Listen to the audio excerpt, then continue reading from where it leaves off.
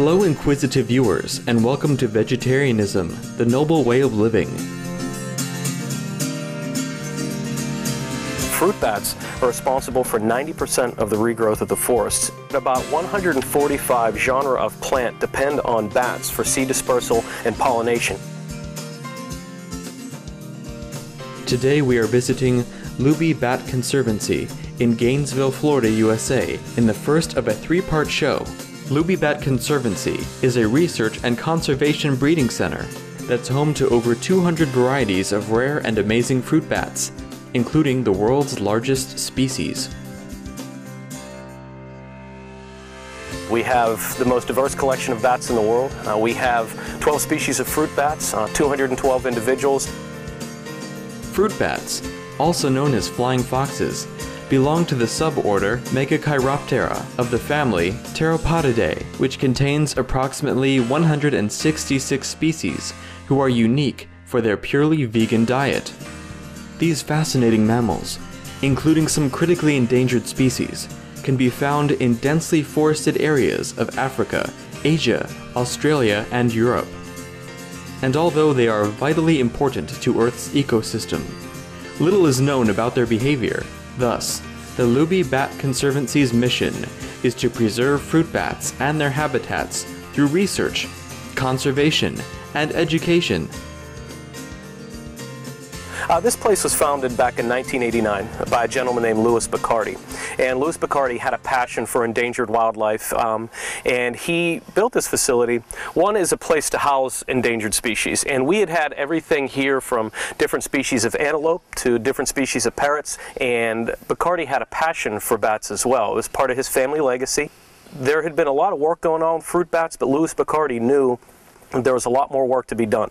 Their numbers were going downhill because of bushmeat, overhunting, and deforestation. He unfortunately passed away in 1991, but his legacy lives on by what we do here. All the other animals that we had here had since been moved out, and the idea was to focus on strictly fruit bats. The type of bats that we primarily focus on are in the genus called Pteropus. They're the large fruit bats, also known as flying foxes, and there's about 67 species of those bats. About half of those bats are considered threatened with extinction. So the global status of fruit bats, more importantly the old world flying foxes, the old world fruit bats that we deal with, are really not doing too well. They're threatened with deforestation, their numbers are declining because of overhunting, and it's a global problem. I mean, we're seeing in a lot of countries. So there's a lot of work to be done, which is why Luby's here, and a lot of people are out there doing some great work, but unfortunately the populations continue to decline.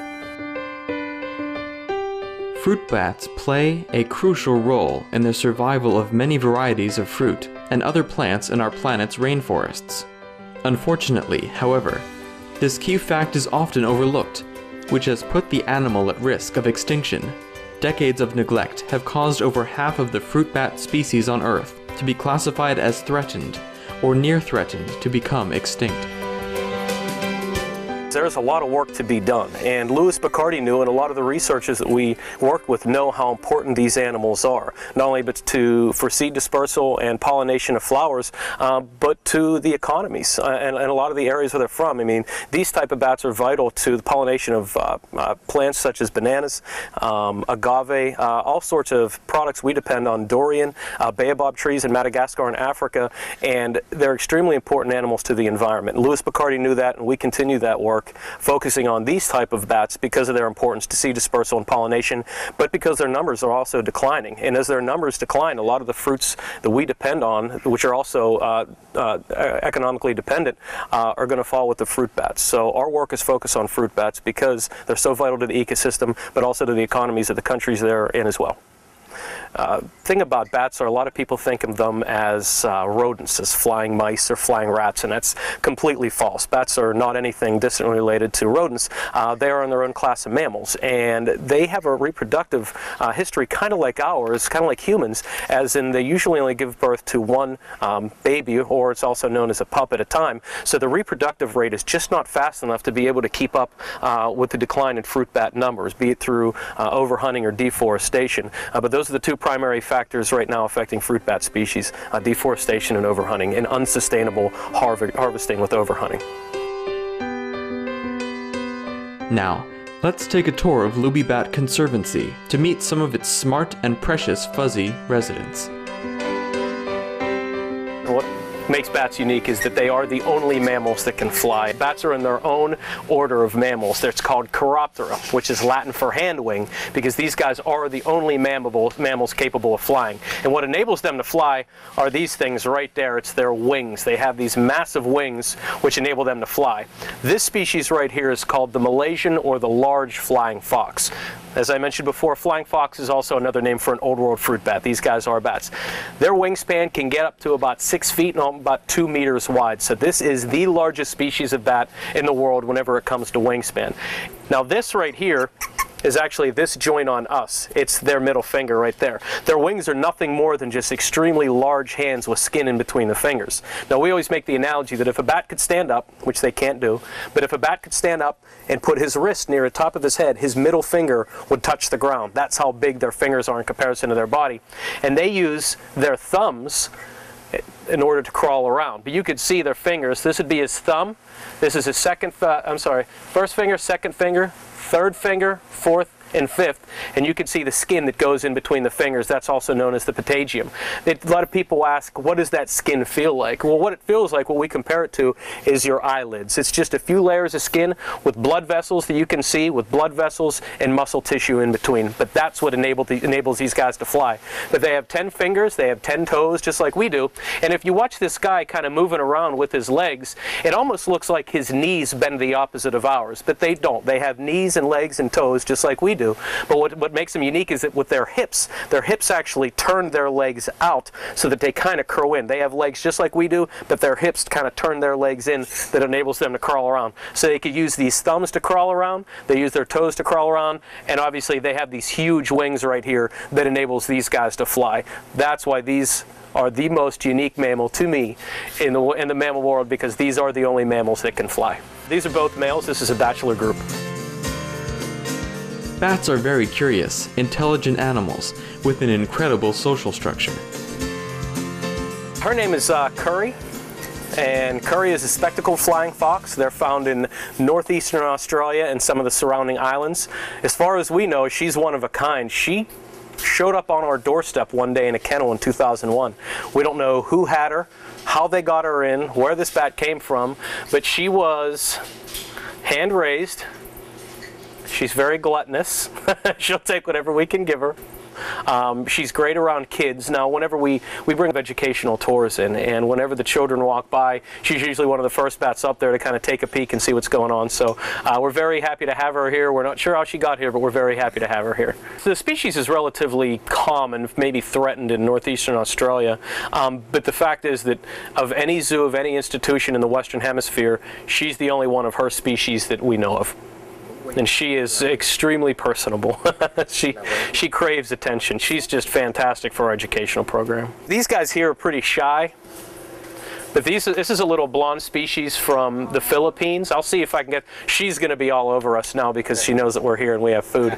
But these little guys are, we have quite a few species going on here. The little guys right here are called a little golden mantled flying fox from the Philippines, and they're considered threatened where they're at.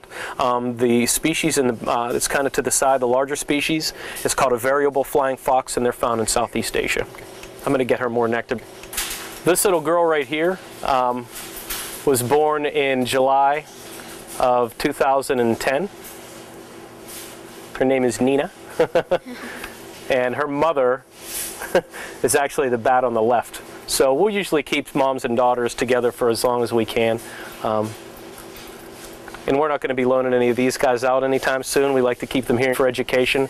Kids obviously love this species. They're small, they're blonde, they're pretty cute. This is an all-male pen. The guy on the right is a Malaysian or a large flying fox, again, largest species in the world. The bats next to him, the two next to him, are called an Indian flying foxes. Again, flying fox is just another name for a very large old world fruit bat.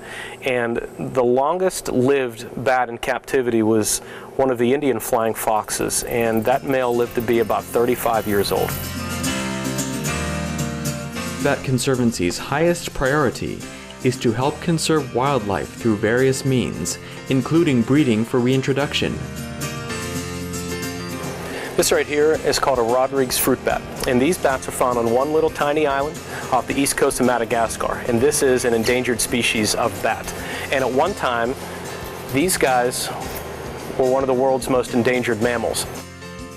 Luby Bat Conservancy has 12 species of bats here, and we routinely breed for the species that we currently maintain. We are the only place right now currently breeding the little golden-mantled flying fox and the variable flying fox in the United States. So we're pretty special when it comes to that.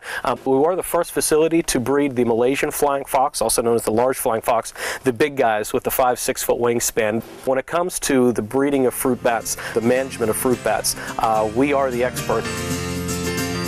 We thank Luby Bat Conservancy for giving us the special opportunity to enter the fascinating world of fruit bats.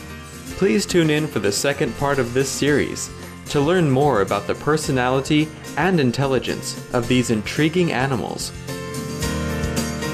For more information on fruit bats and Luby Bat Conservancy in Gainesville, Florida, USA, please visit www.batconservancy.org. Thank you for watching today's edition of Vegetarianism, the Noble Way of Living. Coming up next is Between Master and Disciples, here on Supreme Master Television. May our loving hearts encompass all creatures with whom we share our beautiful planet.